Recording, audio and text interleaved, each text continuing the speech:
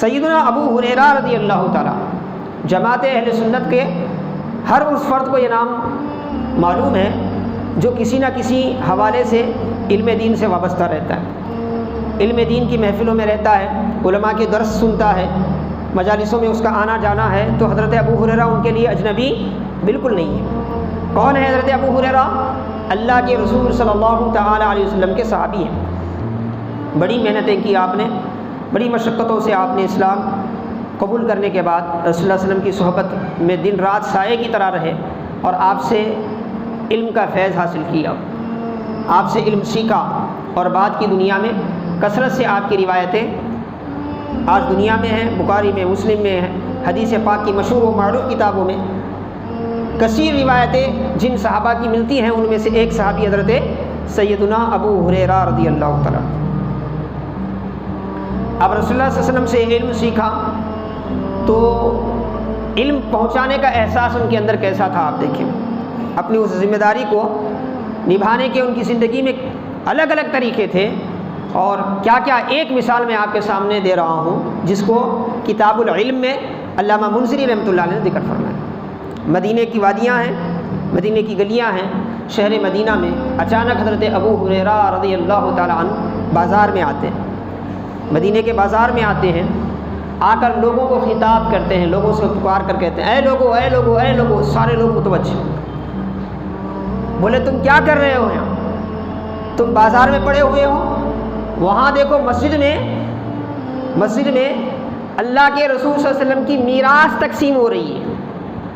اللہ کے رسول صلی اللہ علیہ وسلم کی وراثت، میراث مال وراثت کو کہتے ہیں۔ جب بندہ اس دنیا سے جاتا ہے تو اپنے پیچھے جتنی بھی پراپرٹیاں وغیرہ چھوڑ کے جاتا ہے اسے میراث کہتے ہیں۔ تو حضرت ابو ہریرہ کیا فرماتے ہیں، بڑے سنجیدگی سے آپ پورے معاشرے کو، پورے بازار کو اپنی طرف متوجہ کر کے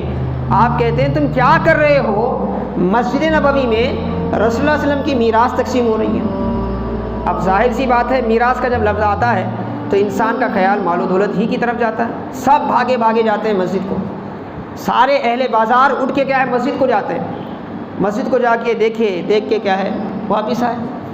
حضرت ابو ہریرہ اپنی جگہ وہیں مارکیٹ میں ٹھہرے ہوئے ہیں، بازار میں ٹھہرے ہوئے ہیں، تو آ کر کہتے ہیں اے صحابی رسول، آپ تو کہہ رہے تھے کہ مسجد میں اللہ کے رسول کی میراث تقسیم ہو رہی، وہاں تو ہم نے کسی کو میراث تقسیم کرتے ہوئے نہیں دیکھا، وہاں تو ہم نے کسی کو میراث تقسیم کرتے ہوئے نہیں دیکھا۔ احساس کیسا تھا صحابہ کا، اور سامنے والے میں اس کا احساس کیسا پیدا کرتے تھے، یہ اس واقعے سے آپ اندازہ لگا سکتے۔ تو حضرت ابو ہریرہ نے فرمایا تم مسجد گئے؟ بولے ہاں ابھی جا کے آ رہے ہیں ہم لوگ۔ بولے مسجد میں کیا دیکھا تم نے؟ تو ہم نے دیکھا مسجد میں فلاں فلاں ہیں، اور وہ اللہ کے وسلم کے ارشادات سنا رہے ہیں، آقا علیہ السلام کی باتیں کر رہے ہیں۔ تو حضرت ابو ہریرہ نے فرمایا پھر وہی تو نبی کی میراث ہے، وہی تو رسول اللہ صلی اللہ علیہ وسلم کی میراث ہے، اور تم اس میراث کو چھوڑ کر دولت کے پیچھے پڑے ہوئے ہو۔ اب ان لوگوں میں علم دین کے حوالے سے کیسی فکر جاگی ہوگی آپ اندازہ کریں۔ چاہے تو آپ لوگوں سنو، میں ایک روایت سناتا ہوں، میں نے رسول اللہ صلی اللہ علیہ وسلم سے سنا ہے، بلکہ آپ روایت بھی بنا کر بیان کر سکتے تھے کہ پیغمبر جو ہے مال و دولت چھوڑ کے نہیں جاتے، وہ تو کیا ہے علم کا وارث بنا کر جاتے ہیں، اسی لیے تو العلماء ورثۃ الانبیاء کہا جاتا ہے۔ آپ سنا سکتے تھے روایت، ایسا بھی ہو سکتا تھا، لیکن آپ نے دیکھا کہ لوگ بہت زیادہ مشغول ہیں، خرید و فروخت کرنا غلط بات نہیں ہے، لیکن بہت زیادہ ان کا اشتغال اس میں دیکھا، تو آپ نے انہیں احساس دلانا چاہا کہ اس کے علاوہ بھی ان کی ذمہ داریاں ہیں۔